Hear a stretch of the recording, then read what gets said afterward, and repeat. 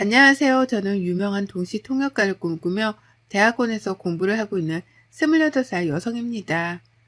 시험 기간도 끝나고 바쁜 일이 끝나 조금 한가한 시간에 사연 채널을 챙겨 듣고 있었는데 제가 겪었던 사연을 보내보면 어떨까 하고 이렇게 글을 쓰게 되었네요. 사실 저는 작년에 어이없는 파혼을 경험했어요. 전 남자친구네 집에서 정확히 말하면 애비 시어머니가 너무 터무니없는 것들을 요구하시길래 이런 집안과 결혼하면 제 인생이 망할 것 같아 파혼했습니다. 정확히 말하면 자기가 말하는 요구 조건을 들어주지 않으면 결혼을 허락하지 않겠다는 말이었죠. 너무나도 뻔뻔한 이야기였고 저는 당연히 납득을 할 수 없어 그 자리에서 파혼을 선언했어요. 옛날이야 남자가 집 배우고 여자가 혼수해오기도 했는데 요즘엔 반반 결혼이 대세 아닌가요? 결혼 이야기가 오갈 때도 공평하게 하자는 남자친구의 말만 믿고 결혼을 진행했다가 예비 시어머니 덕분에 현실을 자각하게 되었는데요. 그럼 지금부터 제 파혼 사연 들려드릴게요. 전 남자친구를 만난 건 대학을 졸업해서 모 기업의 통역사로 활동하면서였어요. 어려서 꿈은 외국어이었지만 우리말이 아닌 다른 나라의 말을 배우고 익히는 게 재미가 있더군요. 그래서 동시 통역가에 대한 꿈을 키우게 되었고 영어 영문학과를 전공해 대학을 졸업하자마자 좋은 기회로 모 중견기업의 해외 사업팀에 입사를 하게 되었습니다. 제가 하던 업무는 외국어로 된 문서를 번역하거나 외국인 바이어들과 미팅 자리에서 통역을 해주는 일이었습니다. 남편은 회사 마케팅팀에서 대리로 일을 하고 있는 직원이었고요. 우연히 한 프로젝트를 같이 담당하게 되면서 남편의 부서와 제가 속해 있는 팀이 같이 해외 출장을 가게 되면서 인연이 시작되었어요. 둘 다 팀의 막내였던지라 자주 대화를 하게 되었고 붙어있는 시간도 많다 보니 자연스레 친해졌습니다. 나이도 같고 취미도 비슷했던지라 사적인 만남의 횟수가 늘면서 사랑의 감정이 싹 트더군요. 당시에는 저희 둘 다 사회 초년생이었기 때문에 모아둔 돈도 별로 없었고 어느 정도 직장에서 자리를 잡으면 결혼을 하기로 했었죠. 그렇게 저희는 3년의 긴 연애 끝에 미래를 함께하기로 약속했습니다. 사실 저희 집은 조금 부유한 편이었습니다. 대기업 임원 출신인 아버지는 아직도 회사에서 근무하고 계셨죠. 2년 뒤 정년퇴임하실 예정이었고요. 엄마는 캐피털 회사를 운영하셨던 외할아버지에게 회사를 물려받아 운영 중이셨고요. 제가 대학을 졸업한 해에 제 몫으로 회사 근처에 있는 32평짜리 브랜드 아파트를 해주셨어요. 결혼을 하려면 요즘엔 시댁 눈치 안 봐야 한다면서 미리 여유자금까지 만들어 주셨습니다. 그렇게 양가 집안에 인사를 드렸어요. 저희 집에서는 남자친구가 인물도 좋고 마음씨도 곱다며 무척이나 좋아라 하셨죠. 남편도 넉살 좋게 저희 부모님을 잘 따랐고 무엇보다 저를 살뜰히 챙겨주었습니다. 오히려 제가 예비 시댁에 처음 인사를 드리러 갈 때는 더 긴장을 했습니다. 마음에 안 드시면 어쩌나 하고 백화점에서 예쁜 원피스도 사입고 좋아하실 만한 선물도 어렵사리 골랐죠. 설레임 반 긴장 반으로 예비 시댁에 방문했는데 반응이 영 시원찮은 겁니다. 예비 시아버지는 아무 말도 없으셨고 예비 시어머니는 저의 위아래를 훑어보기 바쁘셨죠. 남편에게는 3살 많은 누나가 있었는데 옳게 될 사람이 온다 하니 잔뜩 힘을 주고 왔더라고요. 하도 쳐다보는 동에 밥이 코로 들어가는지 입으로 들어가는지 몰랐어요. 그렇게 겨우겨우 식사를 마치고 거실에 둘러앉아 차를 마셨습니다. 이때다 싶었는지 저에게 마구 질문을 쏟아내더라고요. 우리 현민이가 결혼할 사람 데려온다길래 궁금했는데 이렇게 보니 반갑네. 그런데 입고 온 거 들고 온 거 다 명품인데 친정이 돈이 많은가 봐? 아참, 내가 나이가 많으니 말 편하게 해도 됐지? 아가씨, 우리 현민이랑 만난 지 얼마나 됐어요? 우리 집의 아들이 귀한 집이라. 근데 그 나이에 벌써 명품 치장하고 다니면 너무 과소비 아닌가? 지금 직장 다녀요? 네, 저 현민 씨랑 같은 직장 다니고 있고 저는 해외 사업팀에서 통 번역 업무를 담당하고 있어요. 그래도 직장은 펀드다니 잘 잡았네. 우리 아들 못한 거 하나 없이 내가 잘 키웠는데 우리 아들이 결혼한다니 아쉽네. 신혼집은 어떻게 할 생각인가? 이런 거 초면에 좀 그렇지만 그래도 확실히 해두는 게 좋은 것 같았어. 신혼집은 저희가 저희 힘으로 시작한 것도 좋지만 사실 제가 결혼하면 들어가서 살라고 미리 마련해 주신 집이 있어요. 회사 근처기도 하고요. 그럼 그 집은 아가씨 명의인 건가? 모아둔 돈은 얼마나 있어? 친장이 좀 여유가 되나 보네. 그래도 그 나이에 받는 월급 거기서 거기일 텐데 나중에 애 낳고 그러면 직장도 관두고 그러면 우리 아들이 고생할 게 뻔한데 지금도 이렇게 명품에 뭐에 다 두르고 다니는데 이거 괜나 사치 부리는 거 아니죠? 엄마, 초면에 무슨 말을 그렇게 해. 지연이 부담스럽게. 얘는 벌써 집 안으로 편드는 거 좀 봐. 내가 뭐 잡아먹기라도 한다니? 결혼하고 나서 애 생기면 너 혼자 일하는데 이렇게 사치 부르고 다니면 그게 다 부담되고 그러니까 미리 말해두는 거 아니야. 내 말이 틀려요? 아, 어머님 말씀이 맞아요. 과해 보였다면 죄송해요. 저도 나름 잘 보이려고 하나 사입은 건데. 저는 제가 너무 예민하게 구는 건가 생각했지만 다들 이런 고비는 한 번쯤은 있다고 해서 그러려니 했어요. 그래도 저도 사람인지라 기분이 나쁘긴 하더라고요. 자리를 피하고 꽤 늦은 시간이었기에 남자친구가 데려다 준다며 차를 타고 길을 나섰죠. 영 찝찝한 기분을 지울 수 없었던 저는 남자친구에게 하소연을 했습니다. 아니 현민 씨, 아무리 그래도 그렇지. 어머니 너무하신 거 아니야? 어떻게 초면에 대놓고 사치를 부리니 집은 어떡할 거냐? 그런 말을 서스럼 없이 하셔? 결혼이 애들 장난은 아니지만 그래도 너무 과하신 거 아니야? 나를 어떻게 보셨길래 그런 무리한 질문을 하시는 거지? 미안해. 우리 엄마가 원래 그런 사람이 아닌데 아들이 결혼한다니 서운하기도 하고 그런 모양이야. 기분 나빴다며 내가 대신 사과할게. 우리 엄마 생각보다 여린 분이야. 내가 잘 말씀드릴게. 기분 풀어, 응? 막말로 우리 엄마 아빠가 현민 씨한테 그랬으면 현민 씨도 기분 나빴을 거 아니야. 반대로 생각해보라고. 내가 현민 씨랑 결혼하는 거지 현민 씨 집이랑 결혼하는 게 아니잖아. 결혼해서도 이런 식이면 나 곤란해. 결혼하기 전에 애초에 그런 거 싹을 잘랐으면 좋겠어.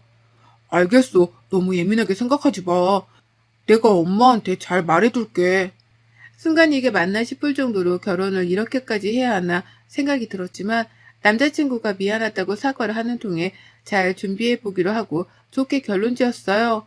회사 동료들이나 주변 친구들에게 물어봐도 결혼 전에 보통 치르는 관례라며 깊게 생각하지 말라더라고요. 그래서 저도 한숨 푹 쉬고 세상에 쉬운 건 하나도 없구나 생각했죠. 며칠 뒤 상견례까지 치르게 되었어요. 저희 부모님과 예비 시부모님, 시누이, 남편 이렇게 넷이 자리하게 되었습니다. 시누이와 예비 시어머니는 저희 부모님을 스캔하기 바쁘시더라고요. 예비 시아버지는 그저 결혼이 차질 없이 잘 준비되었으면 한다고 몇 마디 거들 뿐 과묵하게 계셨어요. 시어머니와 시누이가 제일 바쁘더라고요. 다소 기분이 나쁠 수 있는 얘기인데도 저희 부모님은 차분하게 답해 주셨습니다. 요즘에는 반반 결혼이 대세던데 저희가 형편이 그렇게 좋지는 못해서요. 있는 쪽에서 지원을 많이 해주고 살아가면서 서로 도우면 되니까 결혼할 때 얼마 보태줄 수 있으신가요? 안 그래도 집 문제가 가장 큰 것 같아서 딸아이 명의로 미리 사둔 집이 있어요. 혼수다 애단만 잘 처리하면 될 것 같은데 간소하게 하길 원하시면 애단이나 애물은 생략해도 됩니다. 애물이라고 해봤자 두 사람이 하는 결혼이니 결혼 반지만 있어도 되지 않을까 싶은데요. 무슨 소리세요? 사돈이 너무 모르시네. 우리 집안이 아들이 귀한 집안이다 보니 애단이나 애물은 꼭 해야 해요. 그동안 제가 금이야 오기야 얼마나 잘 키웠는데 그것도 안 하고 넘어가면 집안 사람들한테 체면도 안 서고 우리 현민이 입지가 안 좋아지니까요. 그건 그렇습니다. 그럼 원하시는 애단 애물 있으시면 김서방 통해서 보내주시죠. 최대한 맞춰드리겠습니다. 어머, 사돈어른 정말 화끈하시다. 그럼 저도 필요한 거 있으면 말해도 되나요? 그럼요. 하나밖에 없는 딸아이가 결혼한다는데 잘 봐주십사. 그 정도는 당연히 해드려야죠. 원하시는 거 목록에 포함시켜 보내주시죠. 지켜보는 저는 속이 타들어갔지만 부모님은 기분 나쁜 내색도 안 하시고 그저 허허거리며 웃으실 뿐이었죠. 상견례를 마치고 집으로 돌아가는 차 안에서 제가 물어봤습니다. 그런 질문을 받고도 불쾌하지 않았냐면서요. 아빠, 아무리 사돈댁이라도 그렇지. 아빠 성격에 너무 비위 맞춘 거 아니에요? 그래도 어쩌겠냐. 나도 사람인데 딸 가진 죄인이랍시고 굽혀줬는데 아무리 생각해봐도 썩 좋은 집안은 아닌 것 같구나. 말은 그렇게 했다만 너 이 결혼 꼭 해야겠니? 당장 한다 안 한다 결론은 못 지을 것 같아요. 시간적인 여유가 있으니 며칠 생각해 볼게요. 그쪽 하는 거 보고 도저히 아니다 싶으면 저도 관둘 테니까 지켜봐 주세요. 제 성격 아시잖아요. 그래, 아빠도 우리 딸 믿는다. 이혼하기 전에 파혼이 나오니 신중하게 생각해봐라. 아직 시간 여유도 있으니까. 아버지의 말씀을 듣고 저도 곰곰이 생각했어요. 어찌됐든 남편 하나 보고 하는 결혼이기 때문에 시어머니나 시누이를 생각할 결혼은 없었죠. 물론 시댁 식구들이니 아예 신경을 안 쓸 수는 없었지만 정작 중요한 건 저와 남편이니까요. 아버지는 이대로 결혼해서 제가 줏대를 잡지 못하고 평생 당하고 살 거라며 걱정하셨습니다. 그리고 저도 한 성격 하는지라 한 번 화나면 부모님도 못 말릴 정도거든요. 저를 걱정하는 부모님을 안심시켜드리고 저는 남자친구를 믿고 결혼을 진행하기로 했습니다. 하지만 며칠 안가 그 모든 믿음은 깨져버리고 말았죠. 점심시간이 다 되어 일을 마무리하고 있는데 모르는 번호로 연락이 오는 겁니다. 예비 시어머니였어요. 갑자기 불쑥 찾아온 터라 당황스러웠지만 할 말이 있다며 회사 앞 카페로 부르시더라고요. 예비 남편에게는 굳이 말 안 해도 되니 저 혼자 조용히 나오라면서요. 갑작스러운 상황에 동료들이랑 먹기로 한 점심 약속을 취소하고 예비 시어머니를 만나러 회사 앞 카페로 갔습니다. 어머니 갑자기 찾아오셔서 놀랬네요. 무슨 일 있으세요? 내가 못 올 것이라도 온 것처럼 이야기하는구나. 너한테 미리 약속 받아둘 게 있어서 찾아왔다. 약속 받아둘 일이라면 어떤 걸 말씀하시는 건가요? 결혼이 너희 둘만 좋아서 하는 게 아니란 걸 알아줬으면 하는구나. 그래서 말인데 결혼 전에 미리 사뒀던 그 아파트 말이다. 혼인신고하면 현민이랑 공동명의로 바꾸렴. 내가 현금으로 6천만 원 마련해 줄 테니 그 돈 받고 네 앞으로 되어있던 그 아파트 공동명의로 바꿔라. 공동명의요? 이건 신혼집으로 사주신 게 아니라 부모님이 그냥 제 앞으로 해주신 제 집이에요. 신혼집 명목으로 산 거면 그리고 현민 씨 돈도 들어갔으면 당연히 공동명의로 해야죠. 근데 갑자기 이러시면 저는 조금 납득이 안 가네요. 납득할 게 뭐 있니? 결혼하면 다 부부 공동재산이 되는 건데 어려울 것 없다. 내가 주는 6천만 원으로 혼수하고 필요한 거 사고 대신에 집은 공동명의로 하는 조건이다. 보니까 지금 시세도 10억이 훌쩍 넘었는데 처가 도움으로 대리사이를 하는 것도 아니고 귀한 아들 면목은 세워줘야 하지 않겠니? 역시나 결국은 돈이었습니다. AP 시어머니는 처가의 도움으로 결혼을 하는 거라는 말 자체가 싫으셔서 뭐라도 있는 척하고 싶으셨나 봅니다. 제 명의로 된 아파트를 들먹이며 공동명의를 하라고 일방적인 요구를 하시더라고요. 그러면서 주시겠다는 6천만 원은 본인들 노후자금을 주는 것이니 더욱이 공동명의가 맞다고 하시는 겁니다. 억지도 이런 억지가 없지 않나요? 그리고 처음에 아버지가 사주셨을 때보다 집값이 3배 정도 오르긴 했었어요. 인근 지역의 꾸준한 재개발로 고급 브랜드 아파트도 들어오고 위치적인 조건도 좋았거든요. 완전 도둑놈 심보가 따로 없었습니다. 가만히 있던 제 성질을 건드려주는 덕에 저는 더는 참을 수가 없더라고요. 딸 가진 죄인이라 더 이상 아무 말도 안 하셨다는 아버지가 생각나 더 울컥했습니다. 어머니, 죄송하지만 제가 이해가 조금 안 되네요. 같이 힘들게 구한 집이며 공동명의가 맞아요. 아무리 반반 결혼이라 하지만 제 집을 무슨 명목으로 공동명의를 해야 하는 건지 이해가 안 가네요. 현민 씨가 한 푼이라도 보탠 거면 제가 하겠는데 저는 이해가 되질 않아요. 이해가 갈 게 따로 있지. 그동안 내가 말한 거 이해 못했니? 아무리 시대가 변했다지만 그래도 남자가 집도 안 해가고 처가댁 도움으로 살았다고 하면 그게 무슨 말이냐 이거야. 그리고 결혼하고 아이 생기면 너 직장 그만둘 거잖니. 그러면 고생은 우리 아들이 다 할 텐데 그 고생하는 목 챙겨준다고 생각하고 바꿔주면 될 일인데 뭐가 그렇게 어려워? 어려운 게 아니라요. 어머니 상식적으로 납득이 안 가는 거잖아요. 너무 무리한 요구하신다는 생각 안 드세요? 막말로 형님 시집갈 때 집에서 보내셨다면서요. 그것도 공동명의 하셨어요? 그리고 이렇게 찾아오신 거 그 사람도 알아요? 어머니가 저한테 이런 말씀 하실 거라는 것도. 걔가 알아서 뭐 하겠니? 저번에도 보니까 네 말이라면 꿀뻑 죽더만. 그래서 아무 말도 못할까 봐 내가 이렇게 왔다. 가정교육을 제대로 받았으면 이렇게 따박따박 말대꾸도 안 했겠지. 어른이 그렇게 말하면 그냥 네 하면 되는 거야. 아직 뭘 모르는구나 네가. 나중에 아이 나면 내가 봐주고 그럴 수도 있는데. 자꾸 아이아이 하시는데 그럴 일은 없을 것 같네요. 현민 씨도 같은 생각이면 공동명의 해드릴게요. 이게 말이 되는 상황인 건지 직접 불러서 현민 씨가 납득하면 저도 군말 안 하고 해드릴게요. 저는 그 자리에서 남자친구에게 전화했습니다. 예비 시어머니가 난감한 표정을 지으시더라고요. 남자친구에게 전화해 회사에서 개망신 당하고 싶지 않으면 회사 앞 카페로 나오라고 했어요. 그대로 가만히 있다가는 제 성질에 못 이겨 앞에 있는 시어머니 손찌검이라도 할 것 같았거든요. 시간이 얼마 안 돼 남자친구가 헐레벌떡 카페로 달려오더라고요. 남자친구가 도착하기 전 예비 시어머니는 저를 표독스럽게 노려보며 인정머리 없는 년이라고 욕까지 하셨어요. 현민 씨, 지금 어머니가 나한테 하신 말씀 있으시다고 해서 얘기 나눠보니 우리 신혼집을 공동명의로 하라시네? 나중에 아이 낳고 일 쉬면 자기 혼자 고생할 거 아니냐고. 아들기 살려야 하지 않겠냐고. 집 공동명의 안 해주면 결혼 허락 안 하시겠다는데 당신 들은 거 있어? 이게 다 무슨 소리야? 공동명의는 뭐고 결혼 허락을 안 하겠다는 것도 뭔데? 이 표독스러운 년? 굳이 이렇게까지 해야겠니? 그래, 내가 이참에 할 말 좀 했다. 여자가 돈이 많으면 뭐하니? 융통성이 없는데.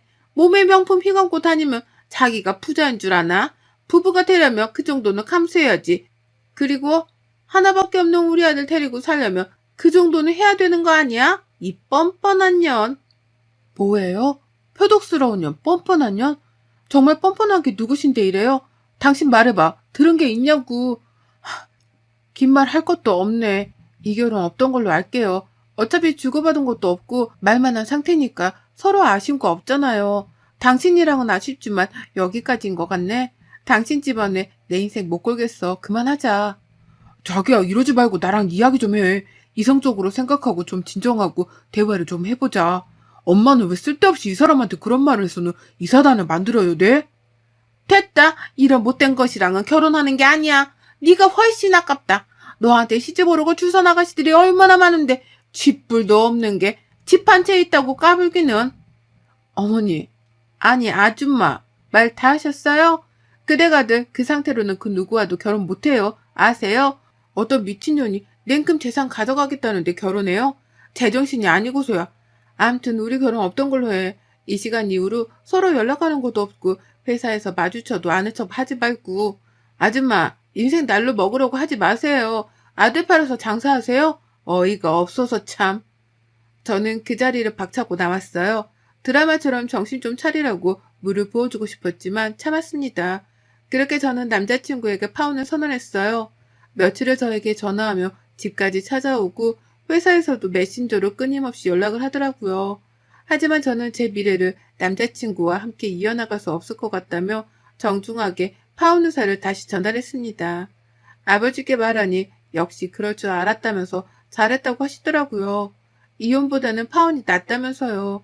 그리고 예비 시어머니는 정확히 저희 부모님이 하시는 일을 모르셨나 봅니다. 저희 아버지가 임원으로 계시는 회사에는 시누이 남편도 다니고 있더라고요. 그 사실을 뒤늦게 알게 된 시어머니는 혹여나 문제가 될까 저에게 굽신거리며 연락을 해오더라고요. 이미 끝난 사이 말해서 더 뭐합니까? 저는 다시는 연락하지 말라며 한 번만 더 연락하면 정말 원하는 대로 해버리겠다며 반협박을 했죠. 그랬더니 마지막에 그렇게 인생 살지 말라며 욕을 하시더라고요. 신우이가 될 뻔했던 사람도 처음에는 제 눈치를 보더니 나중에는 SNS에 저를 저격하는 글을 여러 개 올리더라고요. 가만히 있으면 뭐합니까? 다 캡처해서 명예훼손으로 고소했죠.